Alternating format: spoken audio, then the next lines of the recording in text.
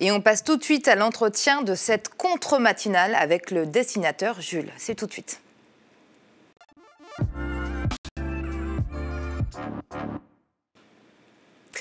L'opération Un livre pour les vacances, ça part d'un très bon sentiment. Ça permet aux élèves de CM2 qui quittent la primaire pour un nouveau monde, le collège, d'emporter pendant les vacances un livre. Cette année, c'est le grand classique La Belle et la Bête, illustré par le célèbre dessinateur Jules, qui a été choisi. 900 000 livres à peu près ont été commandés. Il y a quelques jours, machine arrière, l'Éducation nationale annule tout. Pourquoi? Écoutez Elisabeth Borne. Enfin, vous savez, on est en train de parler du livre qu'on remet chaque année à tous les élèves de CM2 pour l'été, pour qu'ils soient lus en famille, donc sans accompagnement pédagogique. Et la façon dont il a réinterprété l'histoire de La Belle et la Bête est certainement intéressante, avec l'humour, avec le second degré, avec l'ironie qu'on lui connaît, qui sont tout à fait compréhensibles et éducatifs, mais pas pour un livre qui s'adresse à des élèves de 10 ans. Sans accompagnement pédagogique, je pense que le contenu ne correspondait pas à nos attentes. Moi, je ne suis pas sûre, vous voyez, que ce soit forcément compréhensible que le père de La Belle soit un monsieur algérien qu'on voit dans des scènes où il est totalement ivre, qui par ailleurs fait de la contrefaçon, est arrêté par des policiers. Vous voyez, un ouvrage lu comme ça pendant les vacances par des élèves, on voit que ça peut donner lieu à des incompréhensions. Dans le cadre d'une lecture par des plus grands, accompagnés par des professeurs pour décoder le second degré et l'ironie, ça peut être très intéressant, mais dans les mains d'élèves de 10 ans non accompagnés, je pense que ça n'était pas ce qu'on recherchait. Alors, Jules parle, lui, de censure. L'histoire n'est pas finie. Elisabeth Borne lui a répondu. On en parle justement.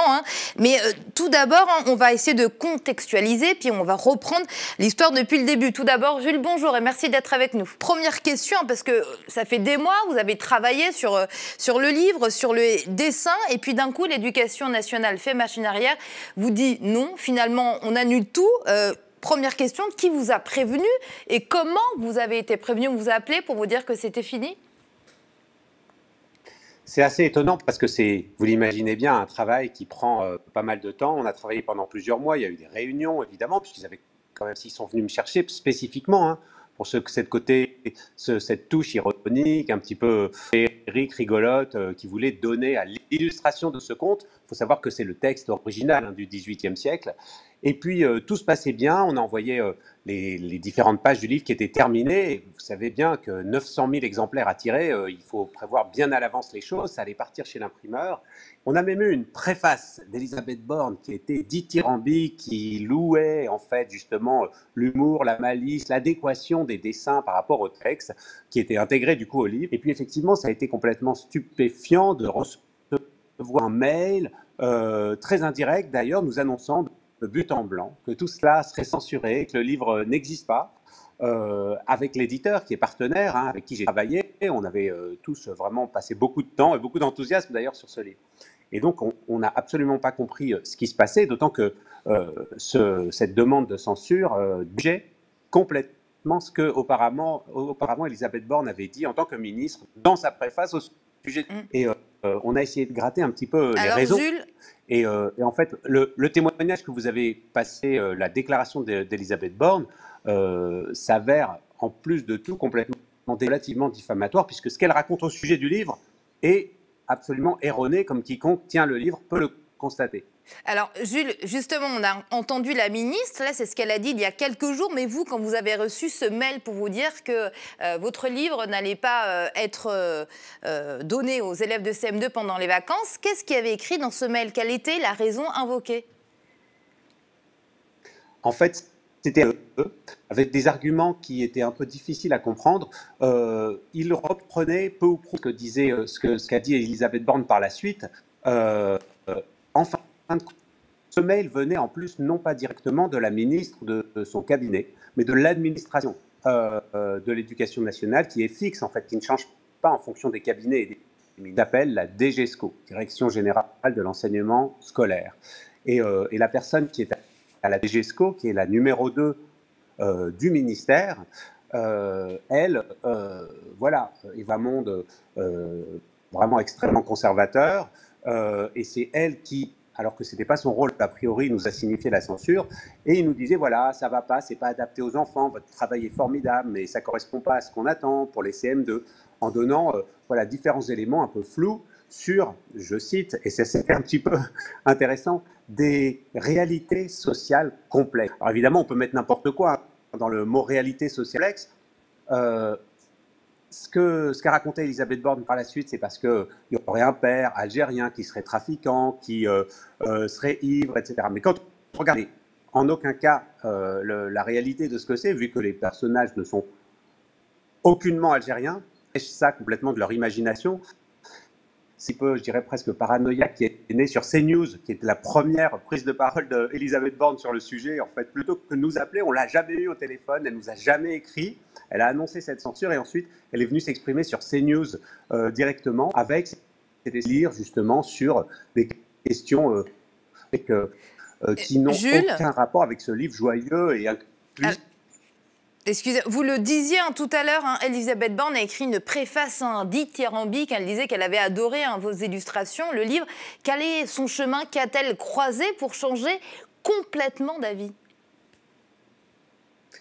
On l'ignore, on peut faire que des suppositions, mais tout ce qu'on voit en fait, c'est qu'il y a un énorme dysfonctionnement, et comme peut-être ce qui ressemblerait presque à un putsch administratif, parce que le cabinet, depuis le début de cette opération 2018, aux commandes de ce livre pour l'été, il y a eu plein d'illustrateurs, d'illustratrices qui sont venus illustrer des classiques, les Faine, Homère, etc. Et ça a toujours été une commande ministérielle qui était prise en charge par le cabinet de la ministre. Et là, tout à coup, bim, c'est cette administration qui n'est pas habilitée, qui prend cette décision. Et donc, on se rend compte que d'un côté, il y a une préface rédigée par les gens du cabinet au nom de la ministre, révisée en principe. Comme toutes les décisions de la ministre, on ne peut pas s'imaginer qu'elle signe des choses, qu'elle fait des discours et ensuite elle ne les assume plus a posteriori. Ça paraît complètement délirant comme amateur. Et ensuite, le point de vue d'une administration bien plus conservatrice qui tout d'un coup s'est imposée à elle. Donc elle se retrouve presque schizophrène, je dirais, dans ses prises de position politiques. Et c'est presque troublant.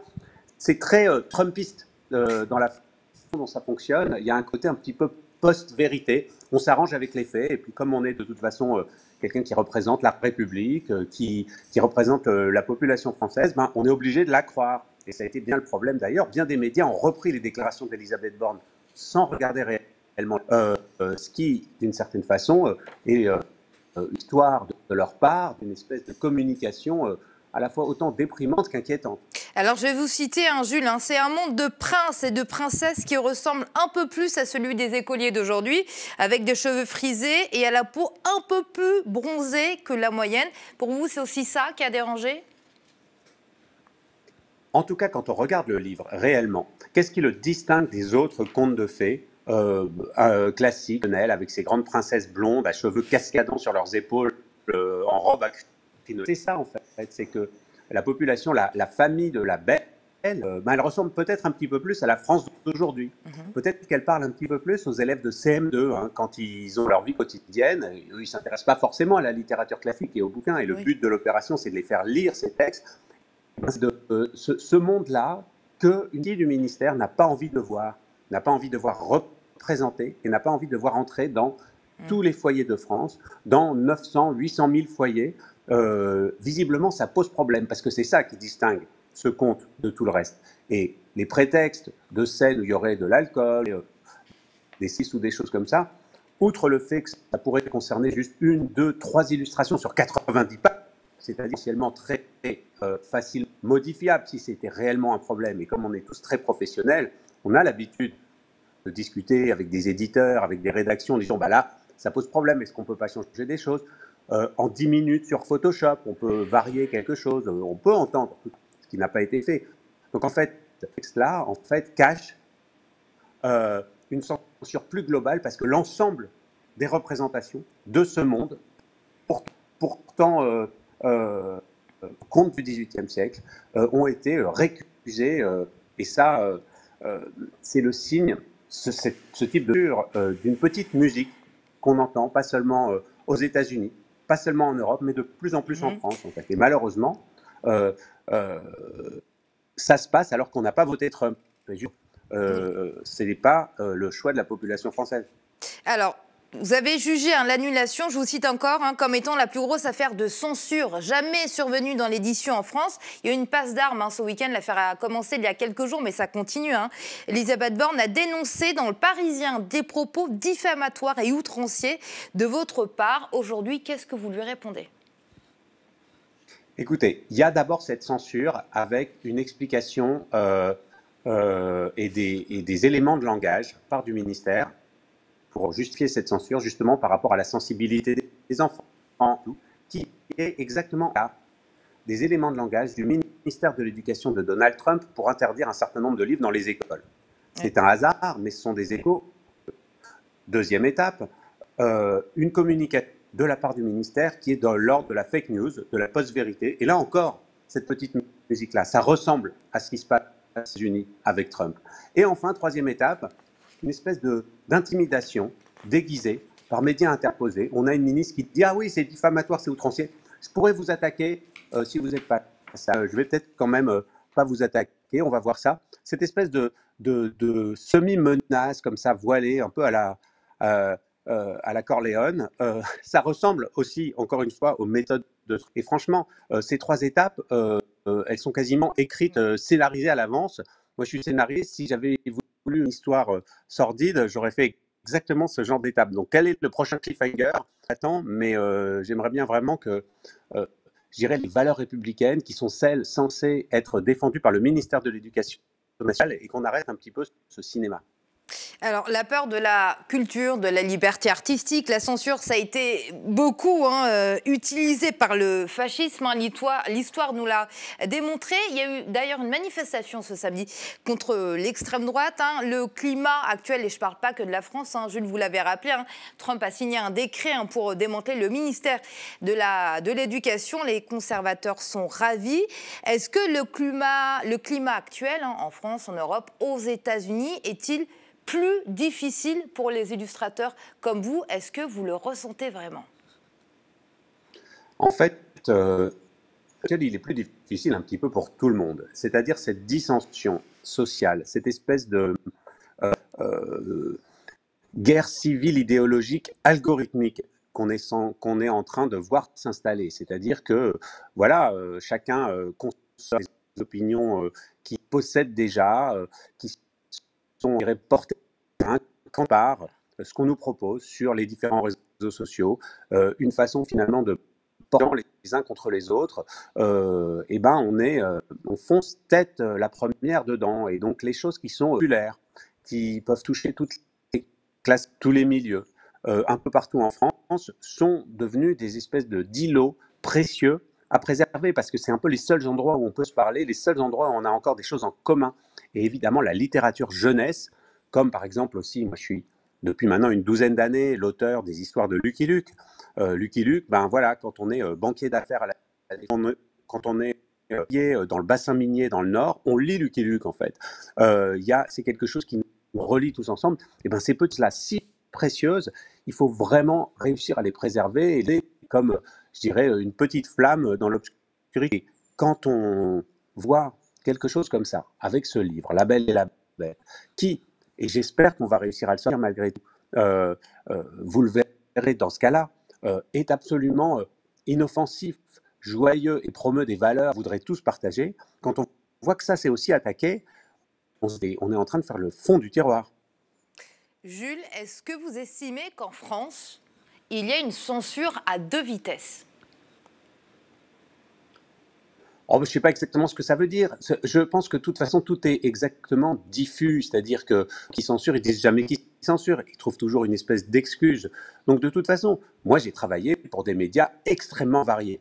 Il y a des semaines dans ma vie, il y a longtemps parce que je fais plus de dessins de presse, mais j'ai pu publier des dessins à la fois dans l'Humanité et dans les Échos. Et à chaque fois, évidemment, les lignes de ces journaux, évidemment, sont pas les mêmes. Il y a des moments où on dit ah oui non ça c'est pas possible. terrible, ça on ne veut pas le faire. Donc je ne sais pas si c'est sauf un exemple de censure à deux vitesses, chacun parle de son point de vue depuis son chapelle, mais ça reste quand même dans le dialogue. Il n'y a pas cette espèce de côté rouleau compresseur là. Donc je pense que chacun joue son pion et que au fond de la chacun, je pense qu'il y a une petite lumière où on se rend compte quand on est hypocrite, où on se rend compte quand on joue un double jeu, où on se rend compte qu'on est en train de pousser un autre agenda sous couvert de quelque chose. Et c'est ça, en fait. J'ai l'impression qu'on pourrait presque tous, chacun d'entre nous, faire un genre d'examen de conscience et de voir où est-ce qu'on est vraiment honnête et où est-ce qu'on est en train de faire du cinéma pour pousser autre chose. Et voilà, je pense qu'à la fin des fins, même après des catastrophes, même après des cataclysmes, resteront les gens qui se seront comportés de manière juste. Et ça, finalement, y compris ceux qui sont injustes, le savent très bien. Alors, l'art, l'illustration, quel rôle ont-ils et quel rôle doivent-ils avoir dans l'éducation de nos enfants?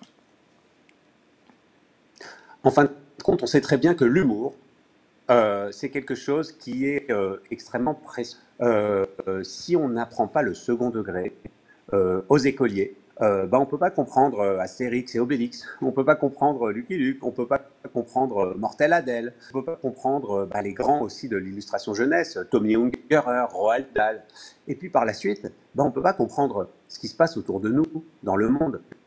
Un enfant à qui on n'a pas appris le second degré, c'est un qui ensuite, dans les débats de société, en classe, ne comprend pas cette espèce de distance importante, qui est un trésor précieux, qu'on chérit enfant dessus tout. Et donc, ça donne des violences, ça donne de l'intolérance, ça donne un Samuel Paty assassiné parce qu'il essayait de promouvoir, je dirais, la critique, l'humour et une espèce de décodage des dessins. Tout ça, c'est vraiment une calamité absolue. Donc, cet humour, ces illustrations, cette littérature jeunesse, c'est un levier essentiel de la façon de vivre tous ensemble avec les différences que chacun porte en soi.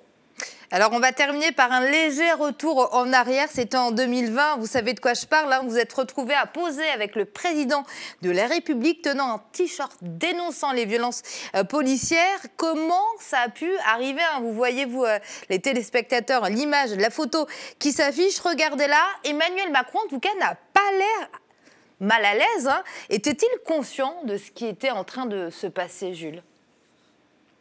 Oui, alors là, juste pour comment ça s'était passé, c'était au Festival de Vendée. Ça faisait longtemps qu'il n'y avait pas de président. Depuis l'époque de Mitterrand, il n'y avait pas de président qui était allé au festival.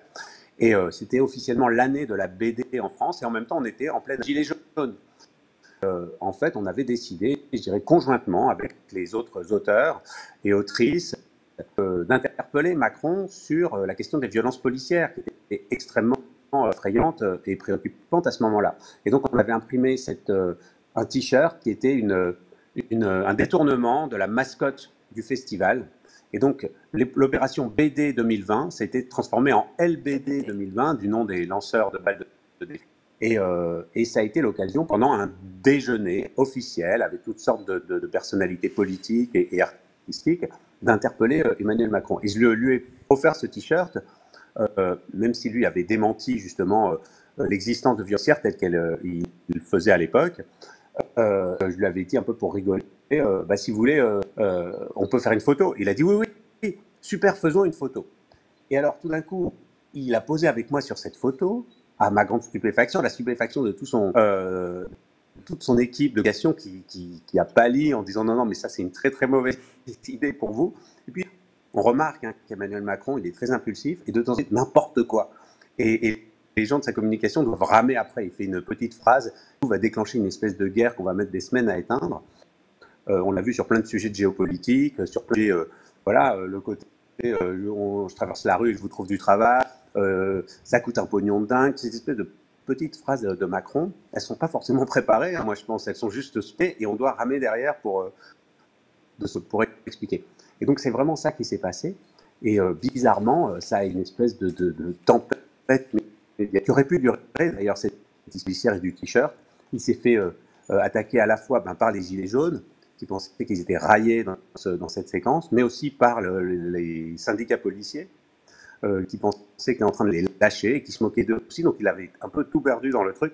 En fait, ce qui a éteint cette séquence, finalement, ça a été uniquement la bite de Benjamin Griveaux, parce qu'en fait, la publication des vidéos intimes de Benjamin Griveaux, et ça a créé un nouveau scandale, et au bout de 10 jours, je dirais, tic-pic de Griveaux, ont étouffé cette affaire. Donc peut-être qu'il y aurait eu d'autres suites, mais voilà, ça a été une espèce de petit épisode qui résonne, je dirais, en contrepoint, curieusement, même si ça n'a aucun rapport avec cette histoire de livre pour enfants aujourd'hui.